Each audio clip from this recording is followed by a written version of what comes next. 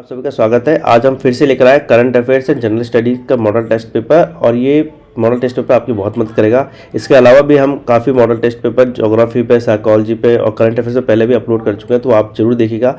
ये आपकी प्रिपरेशन में दो तरीके से हेल्प करेगा। एक आपकी प्रिपरेशन कैसी चल रही है वो आपको बताएगा और आपके फ्यूचर प्रिपरेशन को इम्प्रूव करेगा।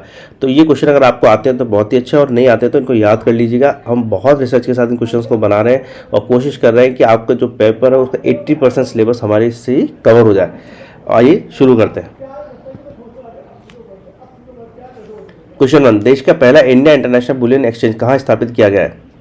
ऑप्शन है उत्तर प्रदेश, राजस्थान, गुजरात, इनमें से कोई नहीं।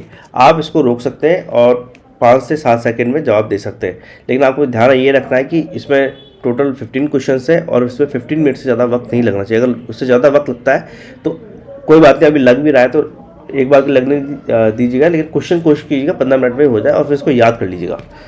तो इसका सही आंसर दीजिए। सही आंसर है गुजरात। देखिए, देश का पहला India international bullion exchange Gandhi का शहर के गिफ्ट में NSC, IFSC, SGX कनेक्ट, एक इंटरनेशनल कॉम्प्लेक्स इंटरनेशनल टेरिटरी की तरह इस्तेमाल होता है। जैसे सेज एक कंसेप्ट था, वैसा ही एक कंसेप्ट ये है। राज्य की राजधानी के बाहर गुजरात सरकार द्वारा स्थापित एक अंतर्राष्ट्रीय वित्तीय सेवा केंद्र है। तो इसको आप अच्छे से याद कर लीजिएगा। दोनों चीज़ें, इसको फैक्ट को भी और इस जो मैंने आपको ये पैराग्राफ प्रोवाइड करा रहा हूँ इसको भी जरूर याद कर लीजिएगा। ये आप कोई भी तैयारी कर रहे हो उसमें आपके काम आएगा, भले फर्स्ट ग्रेड, सेकेंड ग्रेड, आप UPSC। शंघाई सहयोग संगठन विदेश मंत्रियों की बैठक कहाँ आयोजित की गई? ये अभी हाल फिलहाल में आयोजित की गई थी और इसका सही आंसर है, और पहला ऑप्शन देख लेते हैं, ताशकंद, शंघाई, नई दिल्ली, इनमें से कोई नहीं। आंसर है ताशकंद।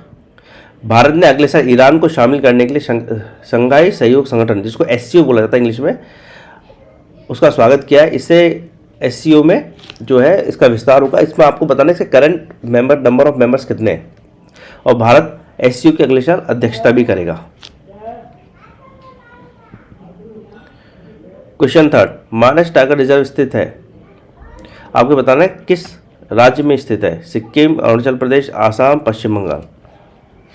इसका सही आंसर है आसाम। जो मानस टाइगर रिजर्व जो है वो भूटान के बॉर्डर से जुड़ा हुआ है। एक इंटरनेशनल कंट्री, अगर हम कहें कि मानस टाइगर रिजर्व से कौन सी इंटरनेशनल कंट्री जुड़ी हुई है तो भूटान की, और खासतौर से रॉयल मानस नेशनल पार्क इससे जुड़ा हुआ है। तो इसको आप याद कर लीजिएगा, ये काम आ सकता है।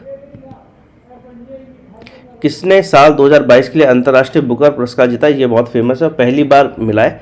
बेसिकली इस साल के बुकर प्राइज़ की जो खासियत रही है वो ये है कि हिंदी में पहली बार मिला है। इससे पहले हिंदी के जो राइटर्स हैं उनको कभी नहीं मिला। तो इसका आंसर है, ऑप्शन देखिए, आरती, सेकंड गीतांजलि, तीसरा अरुंधति, चौथा इनमें से कोई नहीं। तो इसका सही आंसर आप दीजिए और हम देख लेते हैं। यह है गीतांजलि। दिल्ली में स्थित एक प्रसिद्ध उपन्यासकार और लघु कथाकार गीतांजलि श्री ने हाल ही में अपने उपन्यास टॉम्ब ऑफ सैंड के लिए प्रतिष्ठित बुकर पुरस्कार जीता, जो मूल रूप से हिंदी में रित समाधि के रूप में प्रकाशित हुआ है। तो इसको आप याद कर लीजिएगा, ये आपको बहुत काम आएगा। कौन बनी एशिया की सबसे अमीर महिला? ये असल में आज के ही अखबार की न्यूज़ है, जो कल से चल रही है बेसिकली, तो आज अखबार में आई है। तो अगर आप जानते हैं तो बहुत ही अच्छा, नहीं तो आप इसको देख सकते हैं। ऑप्शन है नीता अंबानी, 2 ऐश्वर्या बच्चन, 3 सावित्री जिंदाल, चौथा इनमें से कोई नहीं। और इसका सही आंसर देख लेते हैं, वो है सावित्री जिंदाल। सावित्री जिंदाल है यांग हुईयान, ये चाइना की महिला है। ये बेसिकली जो इंफ्रास्ट्रक्चर सेक्टर है, बिल्डिंग्स है, उसमें ये नंबर 1 हुआ करती थी। लेकिन अभी क्या है कि चाइना में जो इंफ्रास्ट्रक्चर सेक्टर है उसमें मंदी छा गई, तो उससे इनकी जो नेटवर्थ है वो घट गई है और सावित्री जिंदाल की बढ़ गई है।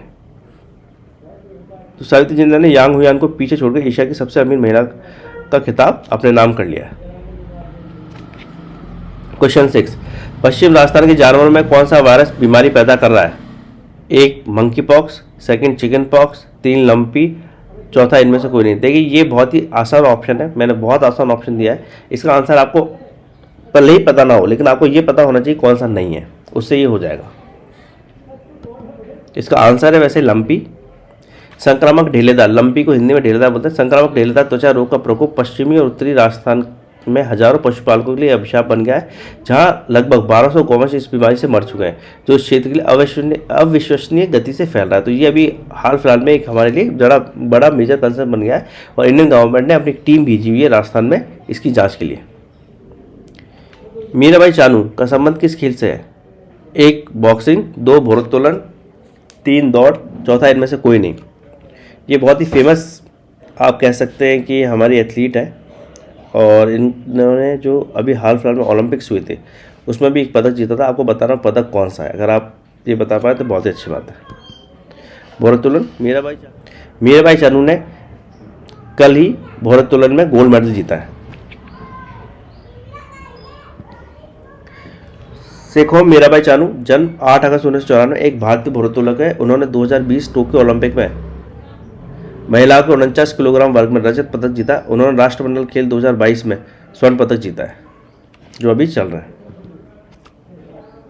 राष्ट्रमंडल खेल 2022 कहाँ आयोजित किए जा रहे हैं, ये बहुत इंपॉर्टेंट है, पूछा जा सकता है। इसकी जो मैं आपको ये 3-4 क्वेश्चन दिए हैं, इसमें से पूरी संभावना में 60-70% श्योर हूँ इनमें से एक क्वेश्चन जरूर पूछा जाएगा आपसे। राष्ट्रमंडल खेल 2022 कहाँ आयोजित किए जा रहे हैं? 1 लंदन, 2 बर्मिंघम, 3 कैनबरा, चौथा इनमें से कोई नहीं। इसका सही आंसर है बर्मिंघम। 2022 राष्ट्रमंडल खेल जिनका आधिकारिक नाम 22वां, ये एक्चुअली 22वां है, X10 और ये 2, तो 22वें राष्ट्रमंडल खेल है और आमतौर पर बर्मिंघम 2022 के रूप में जाना जा रहा है। इसका आधिकारिक नाम क्या है? 22वां राष्ट्रमंडल खेल। हम नाम दे रहे हैं यानी अखबारों में आ रहा है बर्मिंघम 2022। राष्ट्रमंडल के सदस्यों के लिए एक अंतर्राष्ट्रीय बहु खेल आयोजन है जो 28 जुलाई से 8 अगस्त 2022 तक इंग्लैंड के बर्मिंघम में हो रहा है। अंतर्राष्ट्रीय अपराध न्यायाधिकरण कहाँ स्थित है? 1 अमेरिका, 2 ब्रिटेन, 3 फ्रांस, 4 बांग्लादेश। इन चारों में से बताइए सही ऑप्शन कौन सा है? इसका सही आंसर है बांग्लादेश। बांग्लादेश के अंतर्राष्ट्रीय अपराध न्यायाधिकरण ने हाल ही में कुख्यात अर्धसैनिक बल रजाकार वाहिनी, एग्जाम में ये पूछा जा सकता है कि रजाकार वाहिनी कहाँ से संबंधित है, किस देश से संबंधित है, तो अगर ये आ जाए तो ये भी बहुत इंपॉर्टेंट है। रजाकार वाहिनी के 6 सदस्यों को 1971 के मुक्ति संग्राम के दौरान, ये वो मुक्ति संग्राम है जिससे पाकिस्तान से टूटकर फिर बांग्लादेश बना था, के दौरान मानवता के खिलाफ अपराधों के लिए पाकिस्तानी सेना के साथ सहयोग करने के लिए मौत की सजा सुनाई। 10 अनुवांशिकी शब्द सर्वप्रथम किसने इस्तेमाल किया? 1 हुगो de Vries, 2 Thomas Hunt Morgan, 3 Williams Bateson, 4 Charles Darwin ने। इसका सही आंसर है विलियम बैटसन। विलियम बैटसन अपने समय में ग्रेगर मेंडल के अनुवांशिक प्रतिमान को फिर से खोजने और बचाव करने के लिए जाने जाते थे। क्वेश्चन 11 आनुवंशिकी के जनक के रूप में किसे जाना जाता है? 1 हुगो de Vries, 2 Gregor Johann Mendel, 3 William Bateson, 4 Charles Darwin. सही आंसर देख लेते हैं। सही आंसर है 2 ग्रेगर जोहान मेंडल।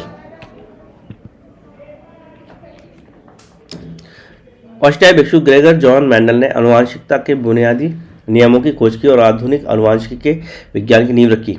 मेंडल की मृत्यु के 12 साल बाद और इसके प्रकाशन के 34 साल बाद 1900 तक उनके नाम के महत्व को नहीं पहचाना गया। तो ये जो ऑस्ट्रियाई भिक्षु का मतलब ये नहीं है कि अपने इंडिया जैसे नहीं थे, ये बेसिकली चर्च के अनुयायी थे। क्वेश्चन 12 जीन नाम या जीन शब्द का प्रयोग सर्वप्रथम किसने किया? Gregor Johann Mendel, Danish botanist वनस्पति शास्त्री विलियम जॉनसन, हुगो डिवरीज और वॉल्टर फ्लेमिंग। इनमें से आप बताइएगा कि किसने जीन शब्द का इस्तेमाल किया। इसका सही आंसर है डेनिश वनस्पति शास्त्री विलियम जॉनसन ने पहली बार जीन शब्द का इस्तेमाल किया था। 1909 में विलियम जॉनसन ने आनुवंशिकता की मेंडेलियन इकाइयों का वर्णन करने के लिए जीन शब्द गढ़ा या जीन शब्द बनाया। क्वेश्चन 13 गुणसूत्रों की खोज किसने की? Option 1 Gregor Johann Mendel, 2 Danish वनस्पति शास्त्री William Johnson, 3 Hugo de Vries, 4 Walter Fleming. सही आंसर देख लेते हैं। वॉल्टर फ्लेमिंग सामान्य कोशिका विभाजन यानी माइटोसिस के दौरान कोशिका नाभिक में व्यवस्थित रूप से गुणसूत्रों के व्यवहार का निरीक्षण और वर्णन करने वाले पहले व्यक्ति थे। वॉल्टर फ्लेमिंग सामान्य कोशिका विभाजन माइटोसिस के दौरान कोशिका नाभिक में व्यवस्थित रूप से गुणसूत्रों के व्यवहार का निरीक्षण और वर्णन करने वाले पहले व्यक्ति थे। तो ये बहुत इंपॉर्टेंट है, ध्यान रखिएगा। ये माइटोसिस का मतलब होता है सामान्य कोशिका विभाजन। क्वेश्चन 14, संयुक्त राष्ट्र महासचिव कौन है? अभी प्रेजेंट में संयुक्त राष्ट्र महासचिव कौन है? आप मुझे एक चीज़ और बताइए कि संयुक्त राष्ट्र महासचिव ये किस देश के निवासी हैं? ऑप्शन देख लेते हैं। 1 Antonio Guterres, 2 Nancy Pelosi, 3 Macron and 4 इनमें से कोई नहीं। तो सही आंसर है एंटोनियो गुटेरेस। संयुक्त राष्ट्र के महासचिव एंटोनियो गुटेरेस ने हाल ही में कांगो में एक हिंसक हमले में 2 भारतीय सैनिक कर्मियों की मौत पर अपनी गहरी संवेदना व्यक्त की है। अभी हाल फिलहाल में कांगो में एक पीस कीपिंग फोर्स यानी शांति सेना के रूप में काम कर रहे 2 भारतीय सैनिकों को वहाँ पर एक्चुअली उनका मर्डर हो गया। तो उसके बारे में अभी हाल फिलहाल में उन्होंने अपना जो दुख था वो जाहिर किया था, और इसमें कहा गया कांगो से उन्होंने कहा है कि इसको वॉर क्राइम था यानी युद्ध के दौरान किए गए अपराधों की श्रेणी में इसको माना जाए। क्वेश्चन 15, बिटकॉइन किस देश की आधिकारिक मुद्रा है? 1 अल सल्वाडोर, 2 ब्राज़ील, 3 अर्जेंटीना, चौथा इनमें से कोई नहीं। ऑप्शंस हैं 1 अल सल्वाडोर, 2 ब्राज़ील, 3 अर्जेंटीना, चौथा इनमें से कोई नहीं। आंसर देख लेते हैं। El Salvador. अल सल्वाडोर अमेरिकी डॉलर के साथ साथ कानूनी निविदा के रूप में बिटकॉइन का उपयोग करने वाला पहला देश बन गया। ऑफिशियली अल सल्वाडोर में बिटकॉइन करेंसी का इस्तेमाल या खरीद बेचन किया जा सकता है। इंडिया में जैसे ऑफिशियली कुछ नहीं है, आप बिटकॉइन ले लो अलग बात है, कोई इसको मान ले तो मान ले। ऑफिशियल का जनरली मतलब ये होता है कि अगर आपको कोई उसको मानने से मना करता है तो आप उसके खिलाफ एफआईआर दर्ज कर सकते हैं। अगर आपको नहीं पता तो बता दूं, अगर आप भारत में चलने वाला कोई भी सिक्का जो भारतीय रुपया होता है, कोई भी सिक्का या नोट किसी दुकानदार को देते हैं और वो लेने से उसको मना करता है तो आप उसके खिलाफ एफआईआर दर्ज करा सकते हैं, और जो कि एक गैर जमानती अपराध है। बहुत लोगों को ये नहीं पता, लेकिन मैं आपको बता देता हूँ। खैर, इसके साथ हमारा आज का current affairs and general study का सेक्शन कंप्लीट हुआ। आप इसको जरूर देखिए, लाइक शेयर एंड सब्सक्राइब करना ना भूलें हमारी वीडियो को, ताकि हम और ज़्यादा से ज़्यादा आपके लिए वीडियोस लेकर आ सकें। Thank you.